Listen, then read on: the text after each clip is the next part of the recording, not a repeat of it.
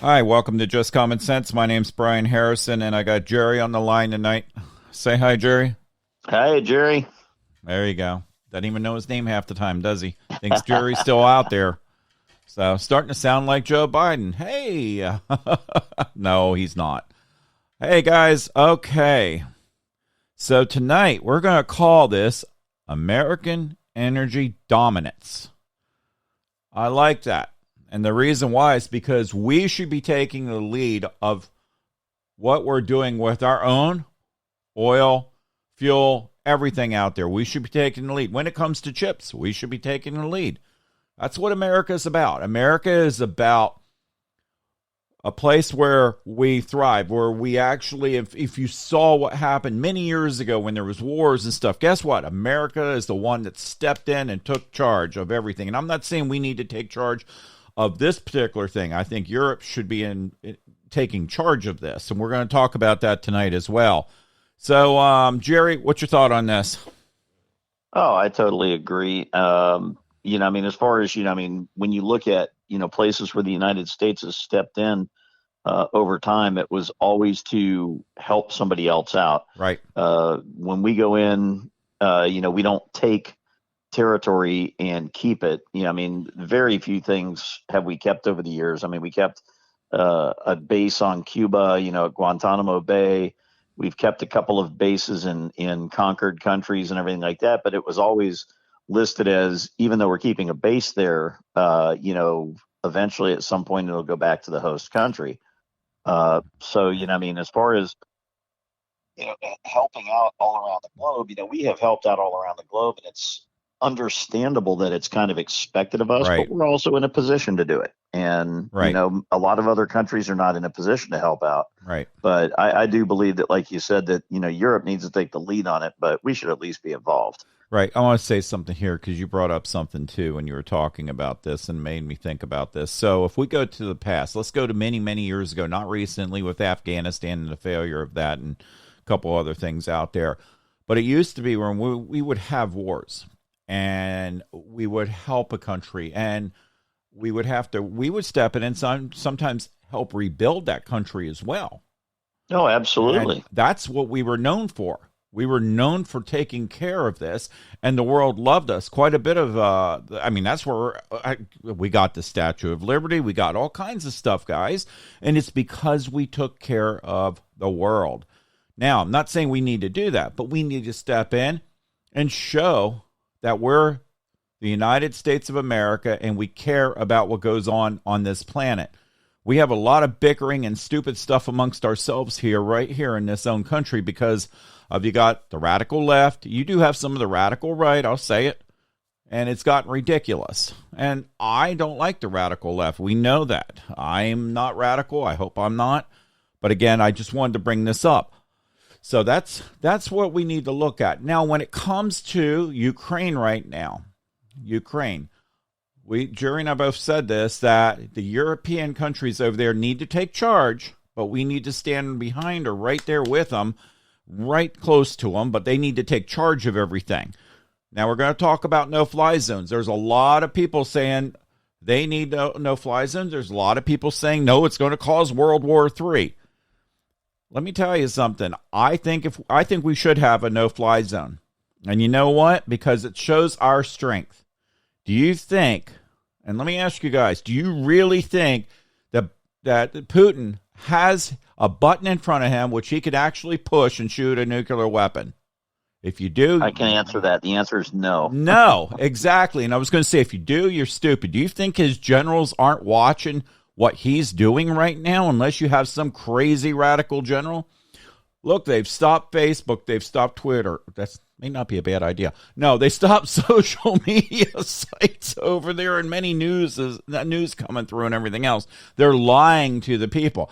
There's been rumors that they're actually, it's not even rumors, it's a fact I heard about. They're saying that we're going to help Ukraine, that Nazis are jumping into Ukraine and taking over. Again, that was another thing they're feeding their people. Putin is claiming is why he invaded right. it. to Right. denazify the Ukraine, which is ridiculous. Right. And that is one thing. He's also told them, oh, we're going in on training exercises. That's the other thing to his military. He has young kids over there. They can't even get this caravan moving right now. They're out of fuel. They're having all kinds of problems. And it's gotten ridiculous what's going on. And, you know, you think he's ready to say, okay, I got Ukraine back. That's it. He has said he wants everything back. He wants Poland. He wants a couple other countries out there as well. And you think he'll quit at this? Think about this. If he is successful in assimilating Ukraine back into a state under a union such as the Soviet Union that they had before, he will now not have one border against Poland. He will have two borders butting up to Poland because, you know, basically what happens is Russia is to the east of Poland and Ukraine is to the south. Mm-hmm. And so, you know, then the north end of Poland is on the water. And so basically the only border that would, you know, be protected for Poland would be their western border, which, you know, I mean, if you've got two borders in the water to invade a country from, that makes it a whole lot easier. So, you know, once he takes Ukraine, for him to go and take Poland. Right. However, Poland is a member of NATO, which the Russians were not thrilled with when we helped, you know, make that happen. And, you know, everybody says, oh, well, if a NATO country is attacked, we have to step in. That's true. If a NATO country is attacked, we are legally bound to step in and defend another NATO country. However, in the 1970s, we agreed to keep the borders of countries in Europe intact by using the United Nations and NATO, I believe it was. Right. And so now Ukraine is at risk of losing their borders. They already lost Crimea, which, you know, violates our agreement from the 1970s. And then in the 1990s, we basically signed an agreement that if Ukraine gave up their nuclear weapons when the Soviet Union broke apart, that we would help have the UN come in and have the United Nations, you know, defend Ukraine. Well, here's the problem with that.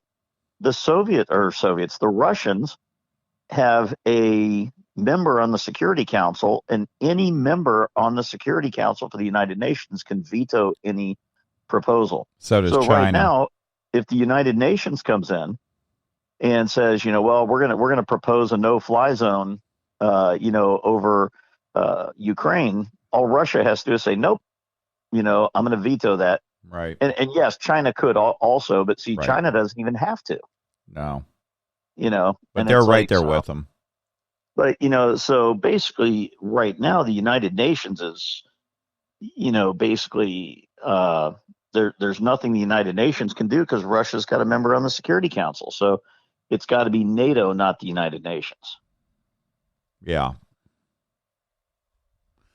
So I want to talk about when it comes to what's going on. Yes, we need to stop buying from Russia everything, fuel, oil, everything. Stop. And you know what? I'm going to say it. Peppermint Patty, as they call her, she should not even be a press secretary. She is terrible at her job. She's a liar.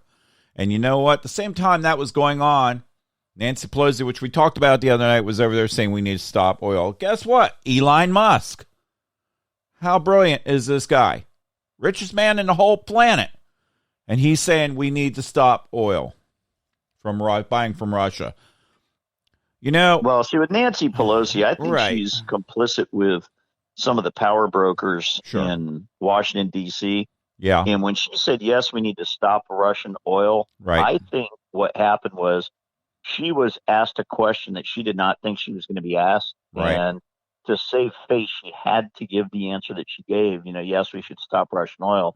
But, you know, I guarantee you that Joe Biden was slamming his fist on the desk, you know, when she said that, because he doesn't want to stop it. And, you know, behind closed doors, she's probably like, hey, sorry, Joe, I didn't mean to say that. And, you know, I don't think she believes it. Okay, I'm going to say this. As far as what Joe Biden is already talking about, he's talking about buying oil from the Middle East, more of it. He's also talking about buying oil from Venezuela, of all things. Which is just like buying from Russia. Correct. Correct. And that really is. And all you're doing is when you're buying oil from Russia, you're supporting this war.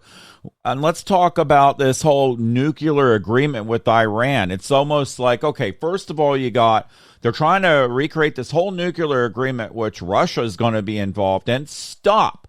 Wake up, people. Wake up and listen to what this clown is doing. It's ridiculous. This is common sense.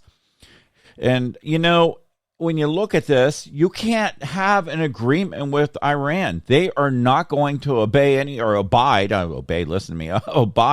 by any of this. They're going to lie to you, just like Putin lies. Well, they're it's already gotten ridiculous. lying. Of course they are.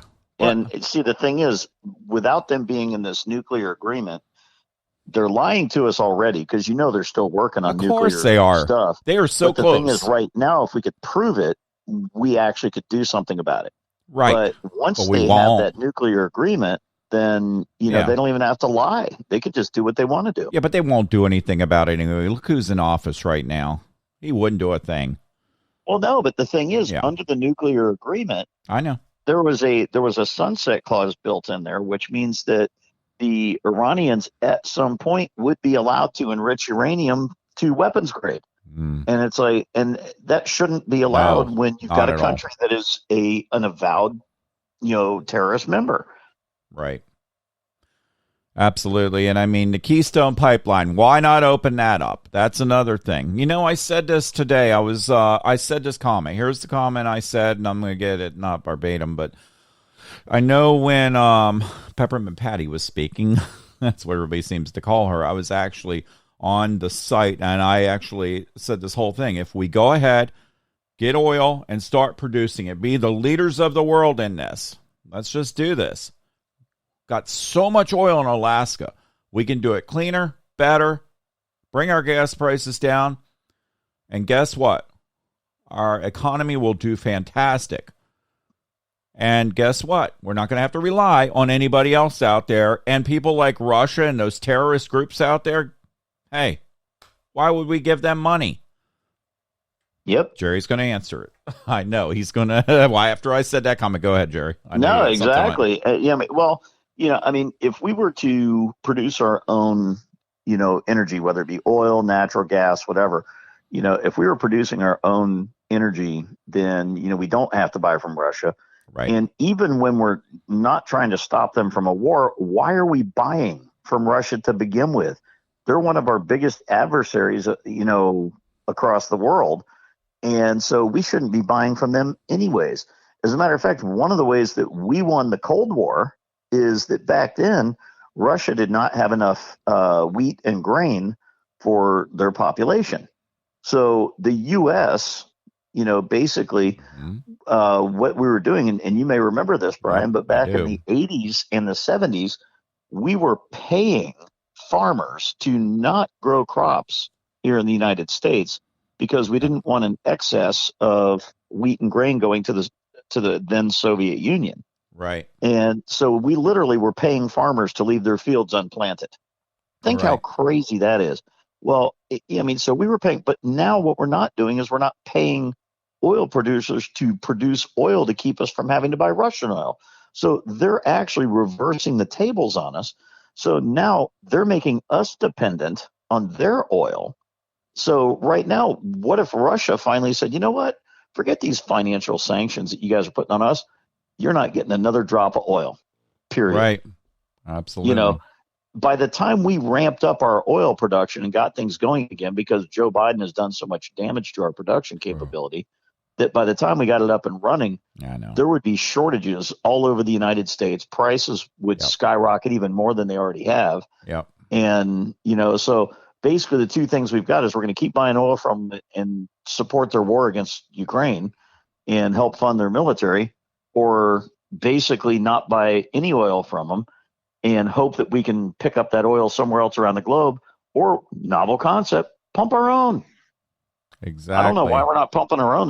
There actually is no good reason why we're not pumping our own oil. Well, hold on now. You've got the green people out there. Oh, yeah, we're going to destroy the planet, which I just said we burn cleaner. Just because it's on the Well, other side of the exactly. globe, it's not going to change when it's burned And dirtier. to your point that you brought up a few minutes ago about Yep. how we can do it cleaner, Of course. that's one thing that, people, my wife and I were talking the other day, and,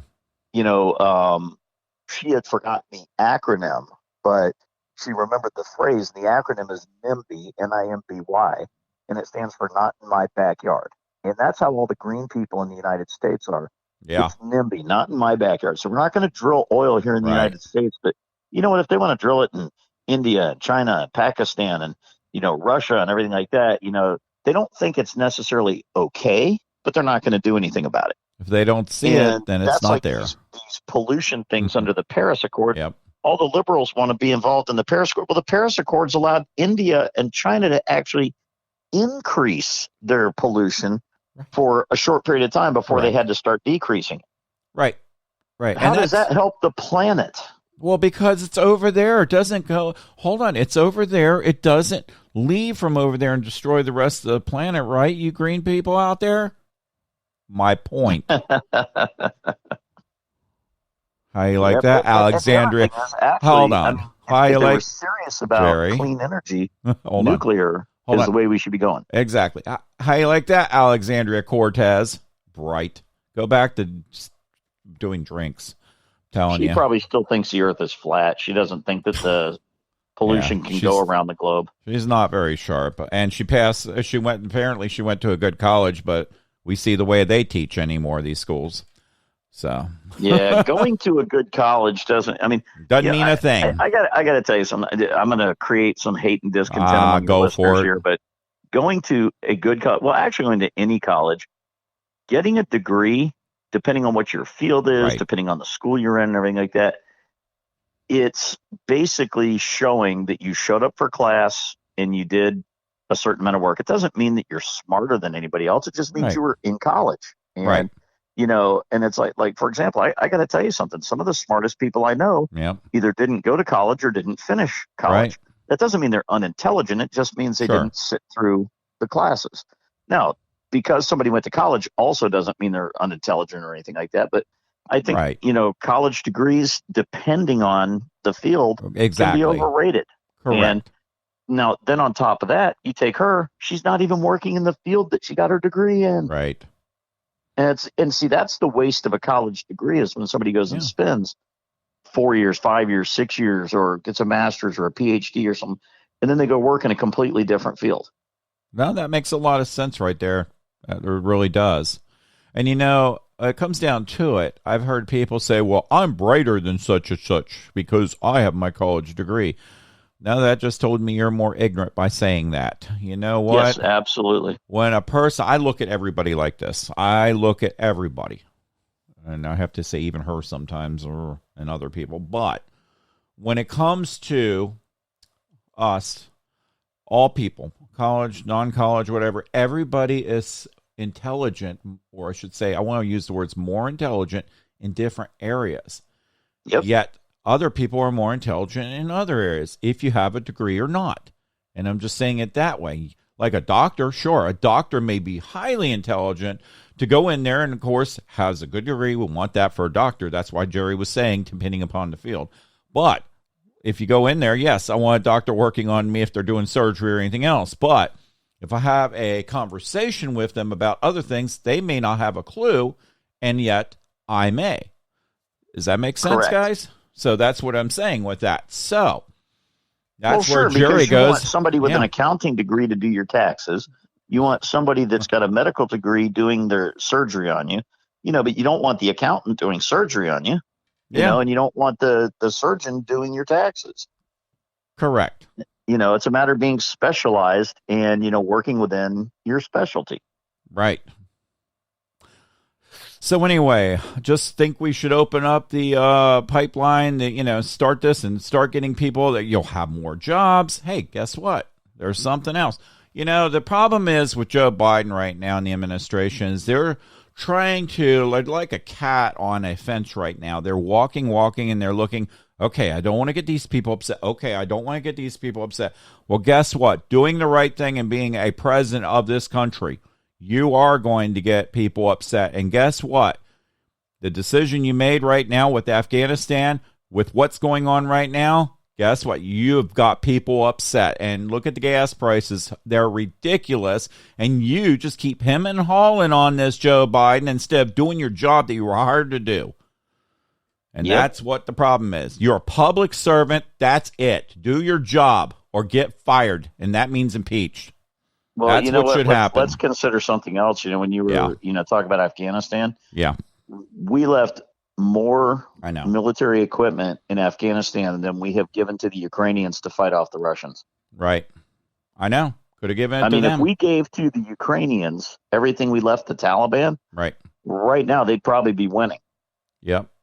So I want to say something about that too. Okay, so when we're looking at this tonight, they're talking about sending planes over to Poland, and then Poland's going to give Ukraine, I think it was MiGs, because their pilots know how to fly MiGs.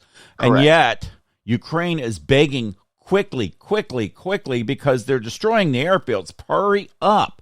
And you know what? Joe Biden's just sitting out there doing crickets. You hear it, guys? Yep. Just doing crickets, and that's what he does. And then by then, it's too late. Just like he's a failure in Afghanistan, a failure on gas prices, a failure of everything that's going on right now. You talk about this whole sanctions. This should have been done a year ago. A failure of that. Should we go on? Because I can go on for about 2 hours with Joe Biden's failures. Guys, name one, and I mean one accomplishment that this guy has done. I want to hear it. Go to my website, www.just-commonsense.com. Again, www.just-commonsense.com. Go there and go to my email and tell me one thing he's done right. Name it, Jerry. What has he done right? One thing. Give me one. Well, at the State of the Union the other night, he said that we need to go back to securing the border like Trump said. So... So his one accomplishment would be that he agrees with Trump on the border. Has he done it? No, not yet. So there you go. As a matter of fact, he hasn't been to the border. Right. Kamala Harris went near the border, but not to the border. Mm-hmm. She hasn't actually done anything about the border, even though she's the person in charge of border security. And it's like, so no, you're right. He's an abject failure. Oh, guess it. Yeah. Everything he's done. Guess who's going to Poland? Kamala Harris. Wow. Wow is right. Hold on. What's she going to go down there and do? Laugh? Yeah. Sure. It's about all she's good for. Laugh and embarrass our country is what she's going to do. I just I've got to believe that no matter who she's talking to, they know better. There can't be anybody on the world stage that looks at her and takes her seriously. Absolutely not. I don't see where anybody could see her like that, or Joe Biden anymore. And that's why this is going on, because they see the weakness. And that's why Russia, China, and a couple other countries out there are like, let's go now. Because it's open. Because Joe Biden already said, well, if you invade a little bit in Ukraine, if you invade a little bit in the, United States, maybe we'll give you Texas or something. That's not really that much. How stupid of a comment was that? It was irresponsible. It's a failure of a president. He should be impeached. He should be fired. He's doing a terrible job. The whole administration is. And guess what? 2022, they're finding out, and they know it. And that's why they're doing this right now. They're doing everything they can right now. And it's ridiculous. And America, if you don't open your eyes and see this, then you might as well go stand in a corner and look at a wall, because that's about how stupid you are. And I'm going to say it that way. Those people probably think they're looking in a mirror if they were staring at a wall. It's sad, because every time I'm looking on different social media sites, I'm seeing constantly gas prices. Joe, everybody's telling you right there. Hello, wake up, smell the coffee. Well, earlier when you and I were speaking on the phone, I was driving down the road, and I'm in Virginia right now. And Virginia has one of the lowest gas taxes on the East Coast of the United States. And I drove by one gas station, it was $3.99. And then just a few blocks down the street, it was 424 for regular in Virginia. If it's 424 already in Virginia, holy cow, Yep. What's it going to be around the country? A friend of $9 mine coming. texted me today from Florida, Yep. 419, where he is. And it's like, and it's just the beginning. Yep. I'm going to say $9 coming to a state near you if this keeps up. Yeah. Well, California may hit that soon. Oh, well, yeah. New York. I mean, if I'm over $4 in Virginia right now, yeah. My gosh, California is definitely going to be higher. And by the way, see, a lot of people don't understand this too, but California, they've got this crazy system where they have like different blends of gasoline for the different seasons of the year. Yeah. So in the summertime, not only do people use more gas when they're going on vacation and everything like that, but they use a different blend and it costs more. So if they think prices are high now, wait till the summer blend hits. And, they have to pay more because it's the summer blend. Yeah. So if they're already at $6 or $7 a gallon before summer, then when summer hits, who knows what it'll get to. Yep. Okay, I want to get off that subject right now. We're going to go to the last thing where we talked about no-fly zones. Jerry and I both agree that there should be a no-fly zone over there. Then we should be involved to a point where Europe should go ahead and start and get involved in that. I think NATO should jump right into that eventually, and everybody else over there now because of what's going on with nuclear power plants and everything else. I said this the other night. They were so close to that nuclear power plant. I think NATO and everybody should have said at that point, back off or we're coming in and we're going to wipe your forces out right around that plant. And we're going to back you off because you don't mess with that because that's going to destroy most of Europe. And that's a mistake that they made by not doing that. They showed weakness. The no-fly zone thing, I keep hearing all these people going, it's going to start World War III. Oh, please. I was so disappointed in Marco Rubio the other night when he was like, if we could do a no-fly zone, it's going to start World War III. No, it's not. And there's a few reasons for that. One, the Russians know that they want no bit of the U.S. getting involved directly in a war with them. But let's look at something else. We're in like day 12, day 13, whatever it is, of the Russian invasion of Ukraine. The Russians have their hands full in Ukraine. Yep. So people are like, but if we do a no-fly zone, then Russia will then expand the war. To where? Right. Okay. They can barely handle the Ukrainians. Right. So you think they're going to attack NATO? Yep. All of NATO? You're out of your mind if you think that. So all these people like Marco Rubio, he needs to reach down, spread his cheeks, grab his head and pull it out because, he's got it firmly planted up there right now because he has no idea what he's talking about. Well, I'll say there's a lot of things I do like about him, but that was not one of them. That was dumb. On this, he's that was way one off. of the bad ones, and it happens. I mean, we've seen Ted Cruz do Marco it. Rubio overall. I do too. And it's like, but on this one, he's way wrong. And basically, what it seems like Marco Rubio has been watching CNN and getting his marching orders from CNN. Well, stop, Mark. Would you disagree with that, though? No. I mean, that's what it seems like. Yep. All right. So the other thing I want to mention, too, is let's talk about Taiwan. I think we should start right now sending weapons to Taiwan, building them up. Let's help with their country. Let all the countries get involved and help because that's the next target. You don't think China's watching how weak this is? They're watching, guys, and they're going to be far worse than Russia. That's the ones to worry about. Do we worry about nuclear threats? Look, it's all talk. You always have to worry about a nuclear threat. But you do. Like we've talked about before, Brian. Yeah. Our satellites, our our reconnaissance planes, everything like that, we can see when a nuclear missile is about to be fired. Right. And so, we would know if a nuclear missile is being fueled, if it's being, set up to take off and everything like that. And you know what? If we really wanted to stop it, we've got, different weapons out there where we could destroy it while it's still on the ground. Right. And so, that's one thing but as far as Taiwan, I'm going to tell you something. The Chinese are no stupid people. Okay. No, they're not. They don't do things the same way that we do, but that doesn't make them stupid. I promise you that there is a Chinese general or admiral who has already been told, make the plan. We don't know when we'll use it, but I guarantee you somebody has already made the plan Right. for taking over Taiwan. And I don't mean, and there's a difference. Not invading Taiwan, taking Taiwan. Right. I guarantee you there's a plan to take Taiwan. And right now, Taiwan, even though it's a decent sized island, compared to the country of China, it's a blip on the radar. Right. It's nothing. And with China's military power right now, yep, it would be sort of like when the Argentinians tried to take the Falkland Islands and hold it from the British. Okay. Yep. The British military was so far superior to the Argentinians that, the Argentinians didn't have a chance.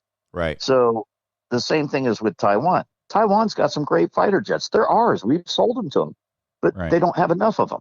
Right. And Taiwan doesn't have aircraft carriers. And, and it's a small enough island where if the Chinese, basically send a couple of aircraft carriers over and then fly some planes from the mainland and then drop just a ton of paratroopers, they could take that island in days. Right. All right. So I think we need to send weapons and stuff to them. I said that. You guys are worried about nuclear attacks right now. I'm going to tell you, that's the whole thing. Look, I don't think Russia's going to start a nuclear war. It has to go through a lot of processes. It's just not one man that pushes the button. Like Nancy Pelosi was talking about, oh, my God, Trump has the football. He couldn't have started a nuclear war by himself. It just can't happen. No. Same with China. He could authorize it to happen, but he couldn't actually launch the missiles. Correct. And they're not going to do it unless it was something dire straight and we were being shot at. Right. The same way, I don't think you're going to see China start a nuclear war because it's no benefit. It's just a deterrent. And yeah, you may have some radical place like Iran, North Korea. Sorry, South Korea. I'm getting like Joe Biden. North Korea, there are places out there that might be crazy enough to do that because they're radical. But these are big countries. They've had nuclear weapons for years. I don't expect to see them fire these things because it's not going to benefit anybody because they're going to lose, we're going to lose, China's going to lose, destroyed. The whole world will lose if we don't destroy. Because nuclear war is mutual destruction. It's correct. Because if we see their missiles actually launch, then we have time to launch ours. So of course we'll launch ours. Sure, we but would. It's not really a defensive measure. It's kind of a final FU. Yeah. Okay, we know your missiles are going to hit us, but before your missiles hit us, we're going to launch ours so that as soon as we're destroyed, a few minutes later, you'll be destroyed. So everybody gets destroyed. Now, I don't say that couldn't happen. You might have some crazy person out there in a submarine off our coast, and all of a sudden, guess what? It might happen. You might get radicals out there. It may happen. That I could see possibly happening, but I doubt it. Right. So. Yeah, highly unlikely. But anything's possible. Yeah. But again, strength shows strength. Or is that the word I want to use? Strength shows when you stand up to a bully, they're going to back down. How about that? That's the way I want to phrase this. Yep. You stand up to a bully, they back down. If they don't, then you stand stronger. That's something that we can't forget, because if you start backing down like Joe Biden's doing right now, giving in, that is so weak. And that's why this is all going on right now. Gas shortages, Russia. I think Ukraine's a big part of this right now because of Joe Biden, what he hasn't done. He should have stood strong, and this should have happened months and months, a year ago, when he took office, instead of doing the stupid stuff he did. Anyway, our show's about ready to end because I'm trying to keep it down to about half an hour every so many nights. I didn't talk the last 2 nights. I had to take a break. My wife was saying, you need to spend some time with me. We got to go do some stuff, and I had errands to do. Sorry, guys. I am married, too, so I got to follow through. My wife will actually kill me if I don't. So, Jerry, anything else you want to say? Nope, that should do it. All right. Well, guys, as always, I want to thank our law enforcement for everything you do. I want to thank our first responders for what you guys are doing. Our military, we know you guys are down there. Our prayers are with you. Our prayers are with Ukraine right now. Our prayers are with the president of Ukraine right now with everything he's going through. And our prayers are actually with the Russian people right now as well. And our prayers are with some of these. I'll say it, with some of the military is confused that we're drug into this on the Russia side. They're scared, sitting there not knowing what to do. Walk away. Still tell the Russian people in their own country, even some of their military, stand up and get Putin out of there. Just get him out of there.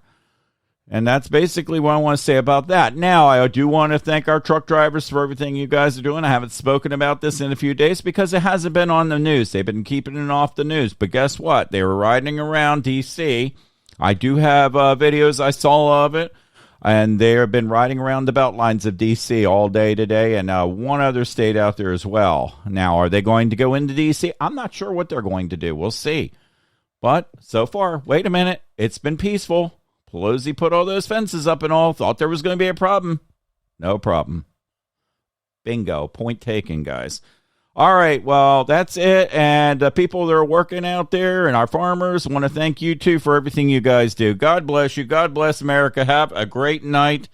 And I'll talk to you in a day or two. Thank you for listening. Good night.